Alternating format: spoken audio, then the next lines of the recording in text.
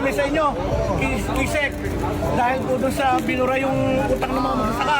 Halos buhatin at yakapin sa tuwa ng mga magsasaka si Department of Agrarian Reform Secretary Conrado Estrella III dahil sa malaking ginhawa ng mga ito matapos na isulong ang pagbibigay ng lupa na wala ng babayaran sa bangkong buwanan.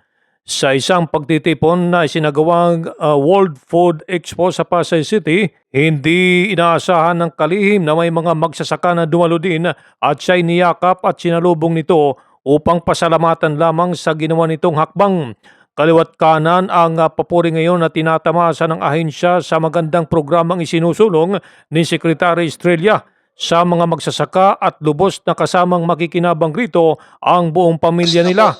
Sinabi ng kalihim na inatasan siya ng Pangulong Ferdinand Marcos Jr. na tapusin ang pamamahagi ng lupa ng pamahalaan bago sumapit ang 2027 nang binanggit din ito sa kanyang pinakahuling State of the Nation address. Ano po ito?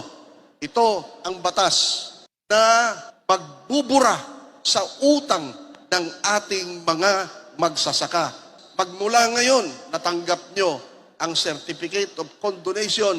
Yan na ho ang nagpapatunay na ang lupa na naibibigay sa inyo, wala kayong babayaran kung hindi libre na lupa. Libleng yuta para